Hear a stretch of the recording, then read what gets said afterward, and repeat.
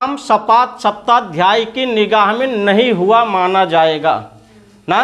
तो जहाँ ये त्रिपादी के सूत्र आ जाएंगे, ये सूत्र क्या हो जाएंगे, कट जाएंगे। और जहाँ सपात सप्ताध्यायी मतलब ये 7 अध्याय 8वें का यहाँ तक के अगर सूत्र आ जाएंगे, उस सूत्र के द्वारा जो काम किया गया है वही काम माना जाएगा, बन जाएगा। सपाद सप्ताध्यायी के प्रति ये त्रिपादी असिद्ध हैं। असिद्ध हैं मतलब इनके द्वारा जो काम किया जा रहा है या काम नहीं हुआ है ऐसा माना जाएगा ना। और इन त्रिपादी में भी पूर्व के प्रति पर क्या होगा, आपका असिद्ध होगा। 8 2 1 इसका पहला सूत्र, अगर 8 2 2 आ गया ना, अब एक काम इसके द्वारा किया गया, एक काम इसके द्वारा, तो किसका काम माना जाएगा, किसका काम नहीं माना जाएगा। पूर्व के प्रति पर असिद्ध होगा ना, पूर्व के प्रति पर असिद्ध होगा। पूर्व वाले का काम माना जाएगा, पर वाले का काम नहीं माना जाएगा, बन जाएगा कि नहीं।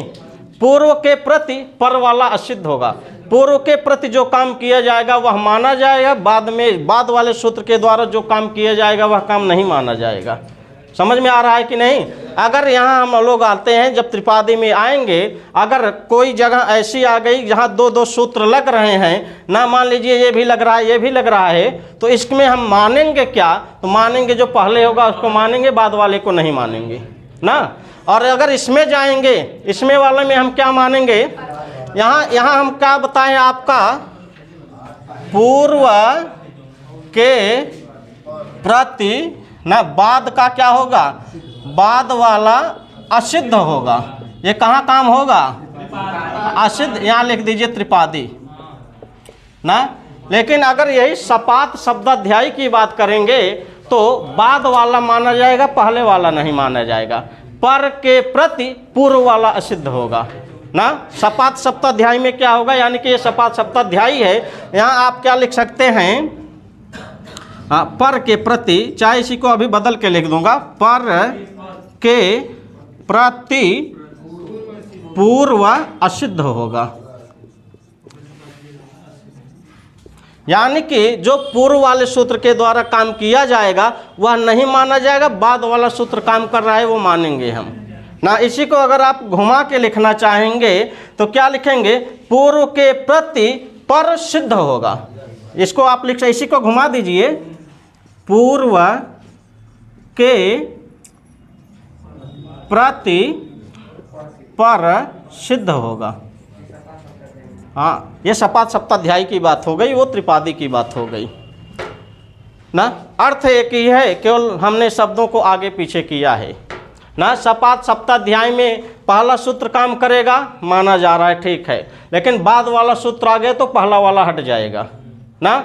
लेकिन त्रिपादी में पहला वाला सूत्र काम किया, दूसरा सूत्र काम किया, तो दूसरा वाला नहीं माना जाएगा, पहला वाला माना जाएगा, बन गया। तो इसको आप लिख देंगे तो अब आपको समझ में आ गया होगा। ये क्या लिखा गया था, सूत्र था आपका पूर्वत्र सिद्धम ना।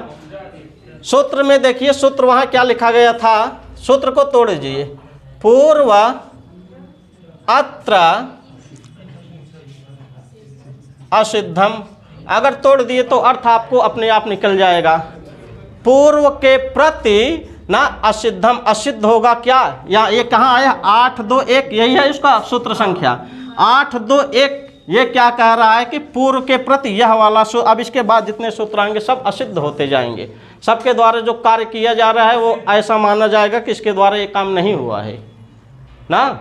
वही आपको वहाँ मिला था, हर ये ना, बाद में हर यह क्या था, वो लोपा साकल्यस के द्वारा उसका लोप हुआ था, इसके द्वारा हुआ था, त्रिपादी के द्वारा ना।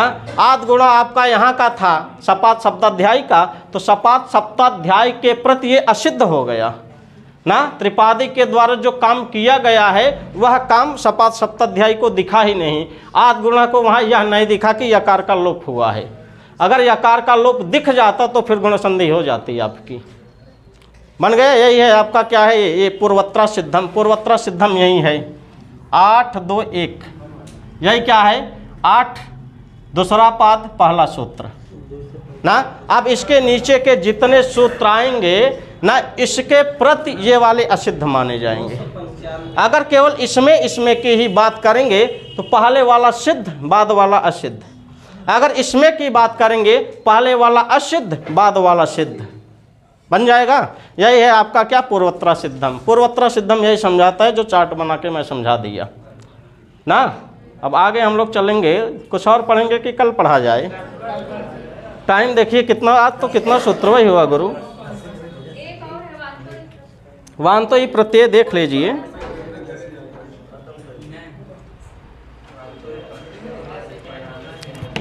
चलिए वान तो ही प्रत्यय देख ही लेते हैं हम लोग।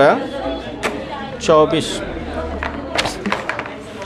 नहीं, एक ठो और पढ़ लीजिए, ये वाला प्रकरण समाप्त हो जाएगा। कल से हम लोग पूर्व रूप पढ़ने लगेंगे। ये वाला प्रकरण समाप्त करने के लिए एक सूत्र आपको पढ़ना ही पड़ेगा।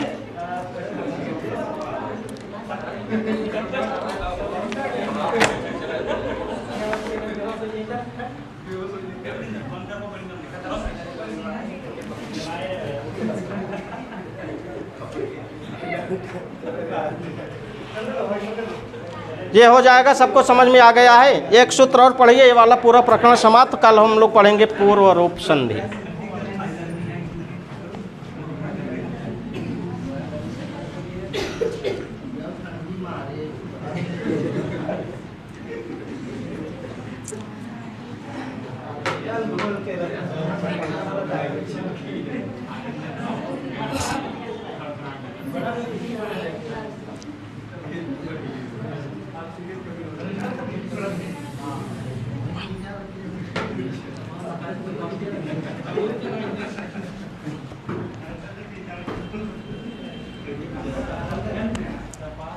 चलिए अब हम लोग देखते हैं अव आव आदेश विधायकम विधि सूत्रम। सूत्र है आपका वांतो यि प्रत्यय।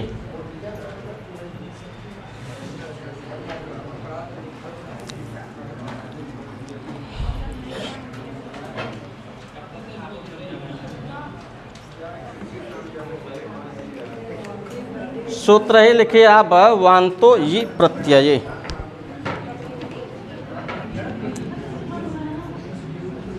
वांतो ये प्रत्यय।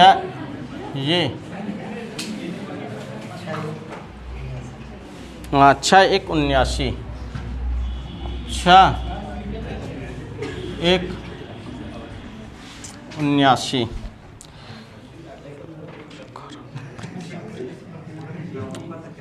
या का रादव प्रत्यय परे।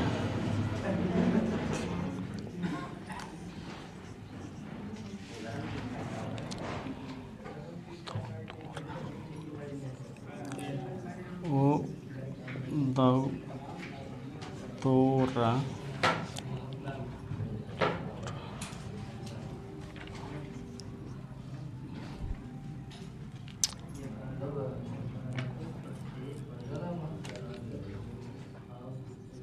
इसको मैं अलग लिख दे रहा हूँ, बाकी संधि करके लिख सकते हैं आप।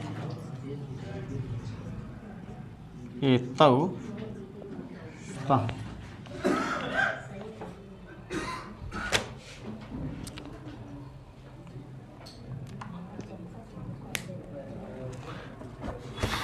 बाबूराम सक्सेना में लिखे जब ओ और अव के बाद यकार आदि प्रत्यय, ऐसा प्रत्यय आरंभ में यह हो आवे तो ओ और अव के स्थान में क्रम से अव और आव हो जाता है। यहाँ से हमको देखना है यकार आदव में कौन सी विभक्ति, यकार आदव प्रत्यय परे। यकार आदव में कौन सा प्रत्यय, कौन सी विभक्ति, सप्तमी एक। प्रत्यय में कौन सी विभक्ति, परे में कौन सी विभक्ति। यानी कि ये कुल मिला जुला करके करा यकार ना, यहाँ लिखा था आदि, उसी का सप्तमी विभक्ति एक वचन में चला आदव ना। यकार आदि ना, यकार आदि में हो जिसके ऐसा प्रत्यय बाद में होने पर। यहाँ तक अर्थ बन गया होगा सबसे ना। यकार आदि में हो जिसके ऐसा प्रत्यय पर में होने पर क्या हो जाएगा। यहाँ लिखा गया था ओत, यहाँ क्या लिखा गया था ओत। ओत पद का अर्थ क्या है? केवल और केवल ओ। यहाँ लिखा गया था औत, औत का अर्थ है केवल और केवल औ ना। इनको क्या आदेश हो जाएगा? क्रम से यहाँ लिखा गया है आव, यहाँ लिखा गया है आव। ओ को क्या हो जाएगा? आव। और यहाँ औ को क्या हो जाएगा? आवा।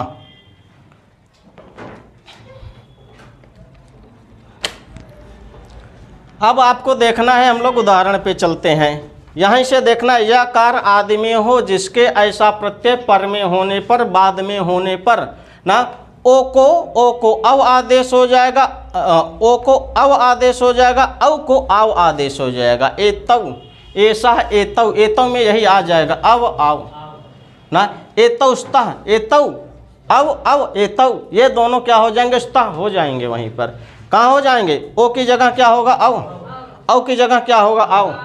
यहाँ लिख रहा है ओ तो मतलब ओ को क्या होगा? अव तो मतलब औ को क्या होगा? आव ना। कब होगा? जब यकार आदि में होगा जिसके ऐसा प्रत्यय बाद में होगा तब ना। अब आपको यहाँ एक चीज दिख रहा होगा, पहले क्या होना चाहिए? पहले चाहे ओ हो चाहे औ हो, इसके बाद ऐसा कोई प्रत्यय हो जिसके आदि में यकार हो ना। शब्द आप ले लीजिए, शब्द को लेना है क्या? गो धन।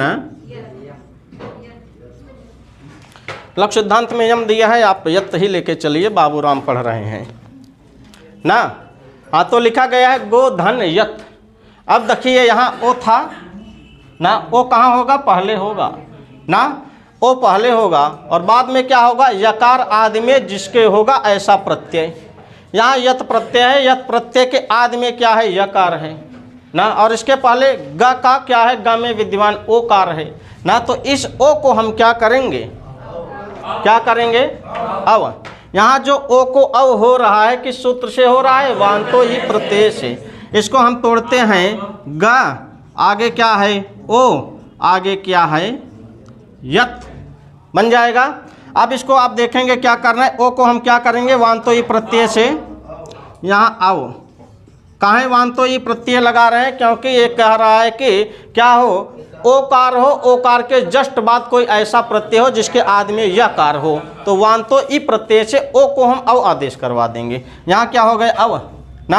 अब इसी को जोड़ेंगे, ग में अ मिलाइए ना, और आगे क्या लिखा गया? वह आधा करिए, और आगे क्या है? ये था, यह था। अब रूप उप चलाएंगे तब नपुंसक लिंग में आपका बन जाएगा गव्यम, ये बन जाएगा लास्ट में ना। ये सिद्धि उद्धि प्रक्रिया करने के बाद लास्ट में आमी पूर्व लगने के बाद तब क्या बन जाएगा? आपका गव्यम ना। तो ये वाला नहीं पूछेगा, यही पूछेगा। ये लास्ट में सिद्धि प्रक्रिया के बाद ये सिद्ध होकर के आया है गव्यम। गव्यम का संधि विच्छेद पूछेगा, हमको मारना है गोधन यत ना, और गोधन यत बराबर क्या होगा? गव्यम, ऐसा पूछा जाएगा ना। अब देखिए गव्यम, यहाँ ओ को क्या हुआ है? अव आदेश हुआ है। यहाँ ओ को अव किस सूत्र से आदेश हुआ है?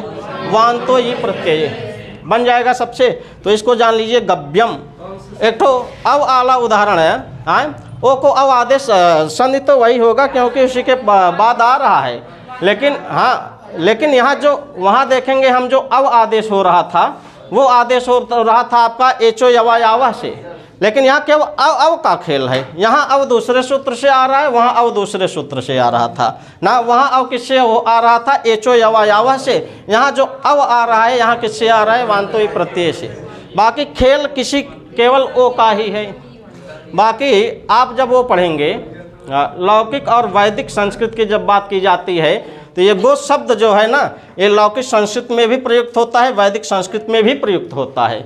जब वहाँ पढ़ेंगे तो ये ओकार जो है वह ग का ही, गो का ही ओकार होना चाहिए, ऐसा वहाँ कहा गया है। तो वहाँ हम लोग नहीं जाएंगे, वो सब थोड़ा उच्च लेवल की है। बस यही जानना है कि पहले ओकार हो और बाद में कोई ऐसा प्रत्यय हो जिसके आदि में यकार हो, तो हम ओ को क्या करवा देंगे? अव। और ये अव आएगा कहाँ? वांतो ई प्रत्यय से आ जाएगा। और एक उदाहरण आपको इसको भी देखने को मिल जाएगा, अव वाला उदाहरण। उदाहरण क्या है इसका? हाँ, नव धन यत बराबर नाव्यम बन जाएगा आपका लास्ट में, नव धन यत। देखिए पहले क्या था आपका? नव था ना, और यहाँ क्या था? ऐसा प्रत्यय है जिसके आदि में क्या है? यकार है। तो इस ओ को हम क्या करवा देंगे? आव करवा देंगे, बराबर बन जाएगा क्या? हाँ, लास्ट में सिद्धि प्रक्रिया में ये बन जाएगा नाभ्यम। बस यही वांतो ही प्रत्यय कहता है आपका ना। वांतो ही प्रत्यय कहता है कि ऐसा प्रत्यय बाद में हो जिसके आदि में यकार हो ना, तो उसके पहले अगर ओ है तो अब हो जाएगा, औ है तो आव आदेश हो जाएगा। बस इतना ही काम इसका है। अब इसके आगे हम लोग कल पढ़ेंगे क्या? कल पढ़ेंगे एंगः पदांता दत्ति सर्वत्र विभाषा गोः अवंग स्फोटायनस्य इंद्रे च, ये सब कल पढ़ेंगे।